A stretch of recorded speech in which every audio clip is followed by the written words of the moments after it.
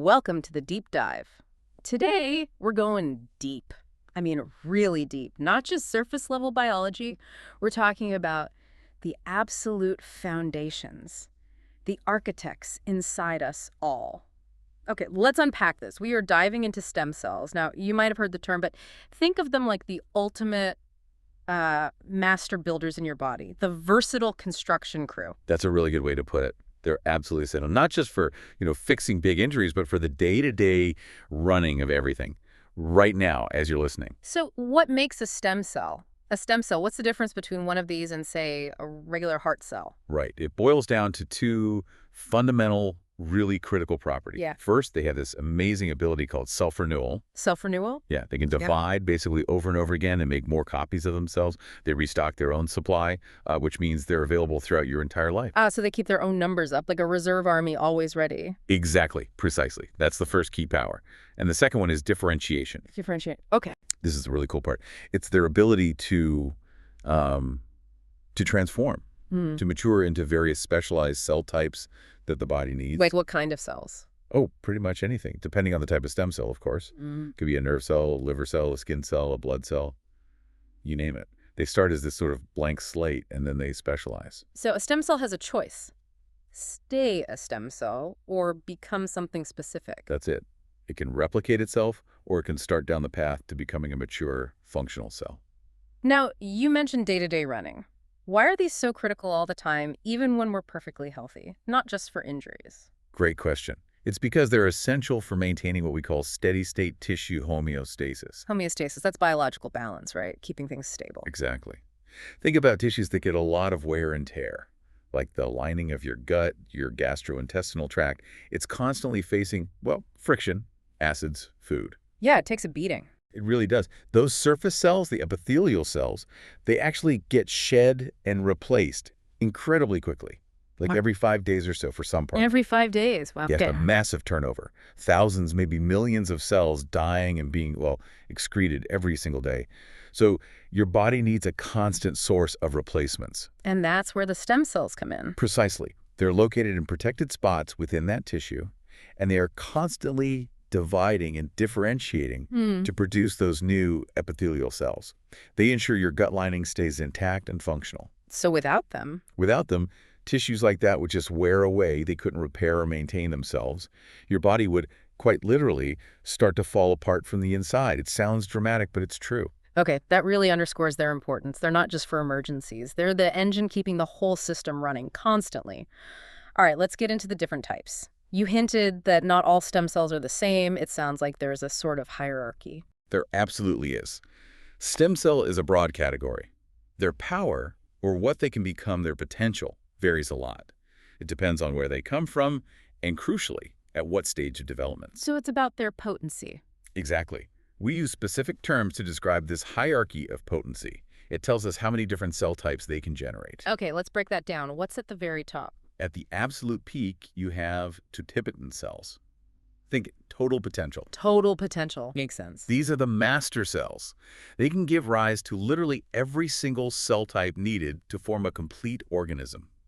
That includes not just all the cells in the body itself, but also the extra-embryonic tissues. Extra-embryonic, like the placenta. Precisely. The placenta, the amniotic sac, all the support structures needed for development in the womb. The classic example of a totipotent cell is the zygote, the fertilized egg, and the cells from its first couple of divisions. So one of those cells could, theoretically, create a whole new person, support systems and all. In theory, yes. That's the ultimate potential. Okay, what's the next step down from total? Next, we have pluripotent cells. Pluris meaning many. Many, but not all. Exactly. These cells are incredibly powerful, but slightly more restricted than totipotent cells. They can differentiate into any cell type derived from the 3 primary germ layers of the embryo. The germ layers. Okay, quick refresh on those. Endoderm, mesoderm, ectoderm. Right. These are the fundamental layers that form during early development, and each one gives rise to specific sets of tissues and organs. So ectoderm first. Ectoderm is the outer layer. Think ecto, like outside. It forms your nervous system, brain, spinal cord, nerves, and also the outer layer of your skin, the epidermis. Hair, nails too. Basically your interface with the world. Got it. Middle layer. Mesoderm. Mesoderm is the middle. This is the structural powerhouse. It forms muscle, bone, cartilage, connective tissues, your circulatory system, heart, blood vessels, your kidneys, your reproductive organs, and importantly, your blood cells themselves. Hematopoietic stem cells come from here. Okay, lots of important stuff. And the inner layer. That's the endoderm, inner layer. Mm. This forms the lining of your internal tracts and organs, so the lining of your digestive system, Right. your lungs, your liver, your pancreas, your thyroid. Okay, so ecto, meso, endoderm. And pluripotent cells can make cells from all three of those. Yes, that's their defining feature. Embryonic stem cells, which we get from the inner cell mass of a very early embryo called a blastocyst, are the classic example of pluripotent cells. They can make heart cells, brain cells, liver cells, anything in the body. But not the placenta stuff. Correct. They can't form those extra embryonic supportive structures. That's the key difference between totipotent and pluripotent. Okay, clear. So after pluripotent, what's next in the hierarchy? Then we get to multipotent cells. Multi meaning several, but definitely not all. These sound like the ones we mostly have as adults, the local specialists. That's a good way to think of them, yes. These are often called adult stem cells or tissue-specific stem cells. Mm. Their differentiation potential is much more limited. They're usually restricted to making the different cell types found within a specific tissue or organ system. Can you give an example? Sure.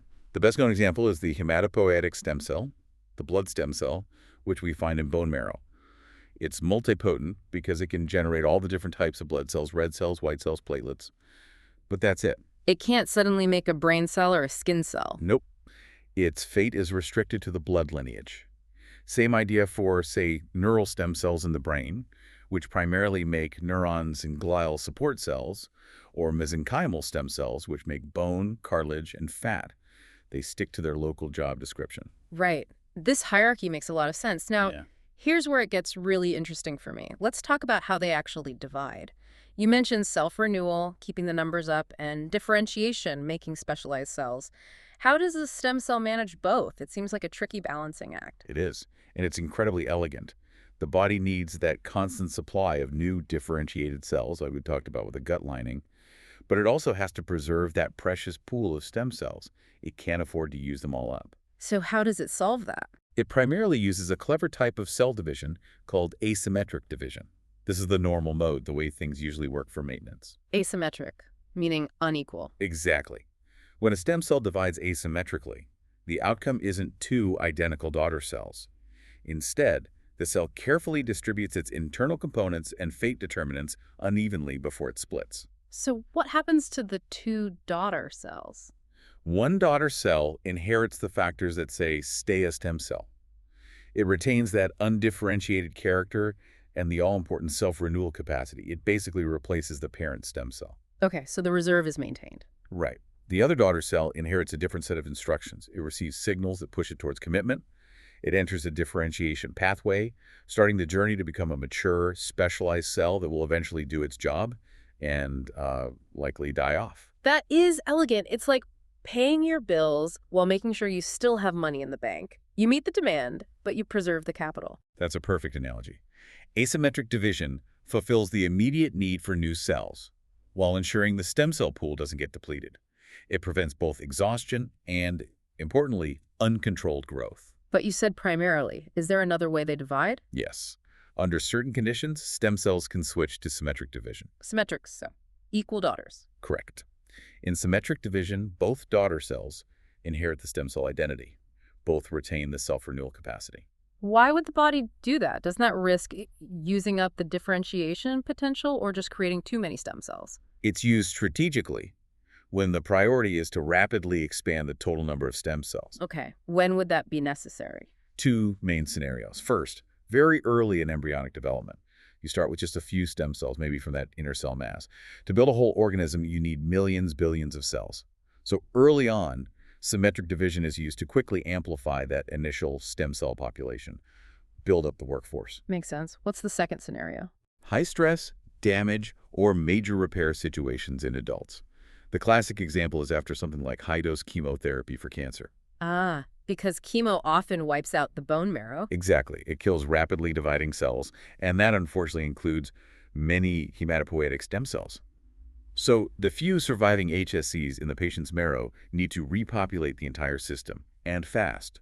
They temporarily switch gear into symmetric division. To quickly rebuild the reserves. Right. Both daughter cells stay stem cells, rapidly increasing the pool size until the population is restored. Then, presumably, they switch back to mostly asymmetric division for normal maintenance. Fascinating. So the cell somehow knows which mode to use based on the body's needs. How is that decision controlled? What's the molecular switch? Now you're getting into the really fundamental signaling pathways. And understanding these is key, not just for normal biology, but also for diseases like cancer. One of the most critical pathways controlling self-renewal versus differentiation is the Wnt-catenin pathway. You pronounce it Wnt-beta-catenin. Wnt-catenin. Okay. Think of Wnt signaling as the stay young, keep dividing signal for many stem cells. When Wnt proteins bind to receptors on the stem cell surface, it triggers a cascade inside the cell. And the result?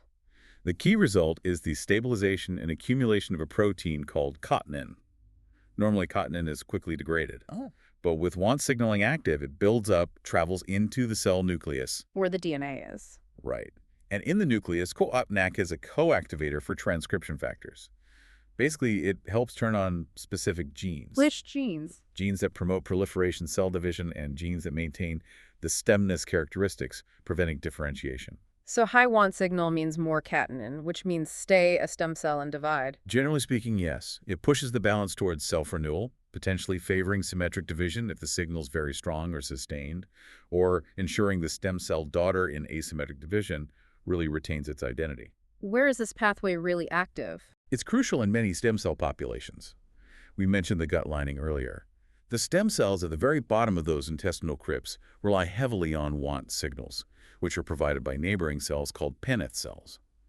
That Wnt signal keeps them dividing constantly to replenish the lining. And if that Wnt signal disappears? If Wnt signaling is blocked or lost in the crypts, the stem cells stop dividing, they differentiate prematurely, and eventually the lining can't be maintained.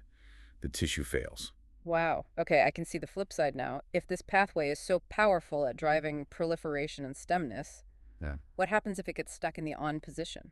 That's exactly the connection to cancer. Uncontrolled hyperactive Wnt-catenin signaling, often due to mutations in the pathway components, is a major driver of several cancers. Which ones? Colorectal cancer is the classic example. A huge percentage of colon cancers have mutations that lock the Wnt pathway on-in. So the cells just keep getting that divide, stay undifferentiated signal relentlessly. So the very mechanism designed for controlled renewal becomes hijacked for uncontrolled growth. Precisely. Understanding how to regulate this pathway, how to turn it down when it's overactive in cancer, or maybe how to carefully turn it up to promote regeneration is a huge focus of research. It links basic stem cell biology directly to major diseases. Okay, let's zoom back out a bit. We've talked about the hierarchy, toady, pluri, multipotent, and the division mechanics. Now let's really contrast the two main flavors we encounter, embryonic versus adult stem cells. Right. They have quite different origins, properties, and potential applications. Let's start with embryonic stem, ES cells. The pluripotent ones from the blastocyst, the powerhouse as you called them earlier. Exactly. Their key features, as we said, are that broad pluripotency ability to form cells of all three germ layers and what seems to be a virtually limitless capacity for self-renewal in the lab. You can keep them dividing and undifferentiated for a very, very long time under the right conditions. Almost immortal in a dish. Pretty much. And critically, while you can keep them pluripotent, you can also direct their differentiation in the lab. By giving them specific sequences of growth factors and signals, researchers can coax them into becoming specific cell types. Like the heart cells or neurons you mentioned. Yes. We can generate beating cardiomyocytes, functional neurons, insulin-producing pancreatic beta cells, liver hepatocytes, a whole range of specialized cells. That sounds incredibly useful, not just for therapy, but for research too. Absolutely. ES cells, and now iPS cells, which we'll get to, provide invaluable tools for disease modeling. If you want to study the cellular basis of a genetic heart condition, for example, you can take relevant stem cells, turn them into heart cells in a dish, and then study what goes wrong, or test potential drugs directly on those human cells. It's powerful. Okay, so that's the powerhouse, ES cells. Now, let's talk about the local specialist tissue, or adult stem cells. Right. These are fundamentally different. They're not found in the early embryo. They reside within our developed tissues and organs throughout life. Living alongside the regular cells. Exactly. They're intimately associated with the differentiated cells of their particular tissue. And as we discussed, their potential is usually multipotent, restricted to the lineages of that tissue. And their main job is maintenance and repair within that local area. Correct. They handle the turnover in high-activity tissues like skin, blood, and gut. But they're also present, maybe in a quieter state, in tissues with lower turnover, like muscle or even the brain, ready to respond to injury. Crucially, though, these adult stem cells don't just float around randomly, they live in very specific locations. Ah, this is the niche concept you meant. Yes, the stem cell niche. This is absolutely critical for understanding adult stem cells. It's a specialized microenvironment within the tissue that houses and regulates the stem cells. So the niche is like their home base, their support system? Both. Think of it as a combination of a physical scaffold and a complex communication hub. It's made up of several components. What kind of component? Well, first, there are the surrounding stromal cells supporting cells like fibroblasts or endothelial cells lining blood vessels. Second, there's the extracellular matrix, ECM, the non-cellular network of proteins and sugars that provide structure and signals. Third, a cocktail of soluble factors, growth factors, cytokines, chemokines that bathe the stem cells with instructions. Signals telling them what to do. Exactly. And fourth, the niche often controls physical parameters like oxygen levels. Many stem cell niches are actually quite low in oxygen, or hypoxic, which seems to help keep the stem cells in a quiescent, undifferentiated state. Quiescent meaning quiet, resting. Yes. The niche's main job is to maintain this delicate balance. It sends signals to keep the stem cells quiescent when tissue maintenance is low, but it also senses damage or increased need and sends different signals to trigger the stem cells to wake up, divide, expand, and differentiate. So the neighborhood dictates the behavior. Absolutely. The niche is indispensable. Take a stem cell out of its niche, and it often struggles to survive, or it might differentiate spontaneously, or just not behave like a stem cell anymore. Can you give some concrete examples of these niches? Where are they? We have pretty well-defined niches now. Mm-hmm. We already talked about the intestinal crypts, where the epithelial stem cells live at the base, getting warrant signals. The bone marrow is another classic, housing hematopoietic stem cells in specific locations, often near blood vessels, perivascular niches, and bone-forming cells. Okay. Other known niches include the bulge region of hair follicles, containing stem cells for hair growth and skin repair. The limbus of the cornea in your eye, which holds stem cells to replenish the corneal surface. And even in the brain, specific areas like the subventricular zone contain neural stem cells. Each niche provides the unique local cues needed for its resident stem cell population. It really highlights how context-dependent these cells are. Now let's focus on a couple of adult stem cells that are already making a big impact clinically. Let's start with the blood masters, hematopoietic stem cells, HSCs. Right. HSCs are, without doubt, the biggest success story in stem cell therapy so far. Their job is absolutely vital. They are responsible for generating all the different types of blood and immune cells throughout your entire life. Red cells, white cells, platelets, everything. Everything. Lymphocytes, neutrophils, macrophages, erythrocytes, the whole lot. Billions and billions of new blood cells every single day. It's an incredible production rate. And we've figured out how to harness them for medicine. How do we get them? Is it still painful bone marrow biopsies? It used to be the main way, and it's still done.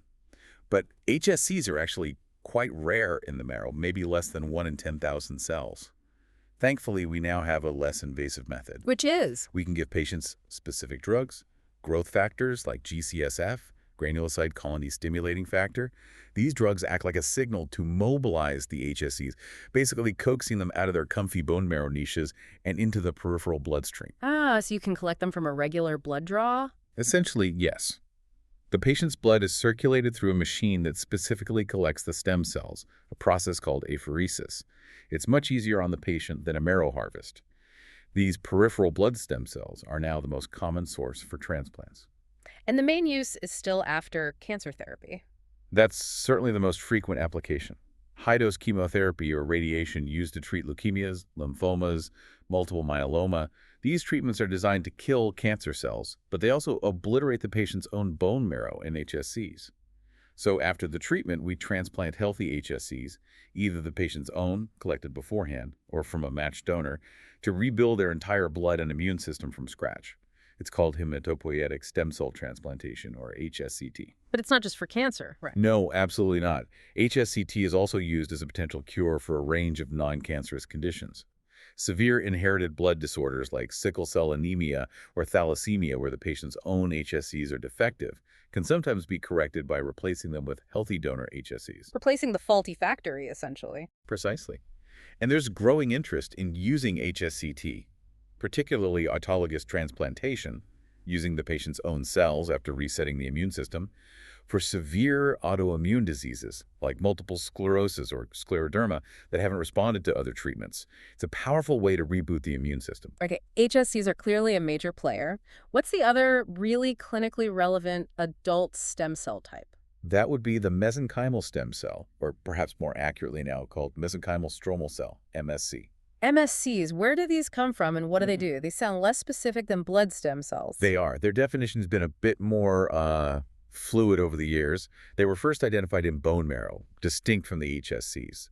But we now know they reside in many other tissues too, and they're particularly abundant in adipose tissue, or fat. So easier to get, maybe? Potentially, yes, liposuction aspirates can be a rich source. Now, their differentiation potential is multipotent, but geared towards structural or connective tissues. They can form stromal cells, like chondrocytes, Which make cartilage. osteocytes, which make bone, Right. adipocytes, which make fat, and potentially myocytes, muscle cells. So think of them as contributing to the body's structural framework and repair. So obvious potential in areas like orthopedics, or regenerating bone or cartilage. Definitely. That's a major area of research and clinical trials. Yeah. But MSCs have another couple of properties that make them really attractive therapeutically, maybe even more so than just their ability to build tissue. Oh, what's that? Well, first, they're relatively easy to isolate and expand in the lab. You can grow them up to very large numbers, potentially enough for multiple therapeutic doses, which is a big practical advantage. Okay, scalability. What else? The second, and perhaps most exciting property, is their powerful paracrine effect. Paracrine, meaning they influence cells around them. Exactly. They don't just differentiate themselves. They secrete a whole host of bioactive molecules, growth factors, cytokines, extracellular vesicles that profoundly alter the local tissue environment. How do they alter it? In several beneficial ways, it seems. Their secretions tend to be anti-inflammatory, reducing damaging inflammation. They can be anti-fibrotic, potentially reducing scar tissue formation, and critically, they create a locally immunosuppressive microenvironment. Immunosuppressive. They dampen down immune responses. Yes. They seem to be able to inhibit the activation and function of various immune cells, particularly T cells, which are the main drivers of transplant rejection. This suggests MSCs might be somewhat immunologically privileged. Meaning they might not get rejected as easily if transplanted from a donor. That's the hope, and there's evidence for it, although it's still complex. But this immunomodulatory capability makes them really interesting, not just for tissue regeneration, but also for treating inflammatory and autoimmune conditions, and potentially even graft versus host disease after HSC transplants. They're like local regulators and peacekeepers, as well as builders. Wow, so they're not just building blocks, they're also sending out signals to manage the whole construction site. Very versatile. Okay, this is all leading towards the grand vision. Regenerative medicine. Using these cells, embryonic, adult, maybe others, to actually repair or replace damaged tissues and organs. It sounds amazing, but clearly we're not there yet for most conditions. What have been the really big roadblocks? You're right, the promise is enormous, especially for tissues that don't heal well on their own, like heart muscle after a heart attack, or brain tissue after a stroke. But translating the basic science into routine clinical therapy has hit some major hurdles. Like what? Two stand out. The first one is functional integration. Making the new cells actually work properly in the body. Exactly. It's one thing to grow, say, heart muscle cells in a dish. Yeah. It's another challenge entirely to transplant them into a damaged heart, get them to survive in that often inflamed and scarred environment, and have them properly wire themselves up with the patient's existing heart muscle. They need to be in sync, right? Perfectly in sync. They need to form the right electrical and mechanical connections. If they don't integrate properly, they might not help. Or worse, they could potentially even cause new problems like arrhythmias, irregular heartbeats. Getting that seamless integration is incredibly difficult. Okay, integration is hurdle one. What's the other big one? The second major barrier, historically, was immunologic rejection. The body attacking the transplanted cells. Precisely. Most stem cells, especially ES cells derived from donated embryos, and even adult stem cells from a different person, an allogeneic transplant, express proteins on their surface called HLA molecules, or human leukocyte antigens. These are like the body's ID tags. Exactly. Your immune system is trained to recognize your own HLA patterns as self. If it sees cells with a different HLA pattern, it recognizes them as non-self or foreign and launches an immune attack to destroy them. just like it would attack a virus or a mismatched organ transplant. So using off-the-shelf ES cells would require the patient to take powerful drugs to suppress their whole immune system. Yes. Lifelong immunosuppression, which comes with its own significant risks like increased susceptibility to infections and even some cancers. That immunological barrier was a massive roadblock, particularly for leveraging the huge potential of pluripotent ES cells. It really limited the dream of universally applicable cell therapies. It sounds like a dead end almost. How did science get around that? This clearly required a major rethink. It did, and it led to arguably one of the biggest breakthroughs in modern biology in the last couple of decades, the development of induced pluripotent stem, iPS cells. Induced pluripotent stem cells, iPS cells. Okay, what's the core idea here? The absolute genius of iPS cells was figuring out how to take an ordinary, fully differentiated adult cell from a patient like a skin cell or a blood cell and reprogram it backwards in time, essentially. Wait, backwards. To what state? Back to a pluripotent state, almost identical to an embryonic stem cell. You're kidding. Take an adult skin cell and make it pluripotent again. It sounds like science fiction, I know. But it was achieved. Pioneering work by Dr. Shinya Yamanaka in Japan, which won him the Nobel Prize in 2012, identified a small set of specific genes transcription factors that could pull off this reprogramming. So adding just a few genes could erase the cell's adult identity. That's the essence of it. By artificially introducing and activating these key genes, often called the Yamanaka factors, into the adult cell, you can override its existing programming. The most common factors used are 4 genes, called ACT4, SOX2, KLF4, and cMyc. ACT4, SOX2, KLF4, cMyc. The magic reprogramming cocktail. Pretty much. These factors work together to essentially reactivate the pluripotency networks that are normally only active in embryonic cells, while silencing the genes that define the adult cell type.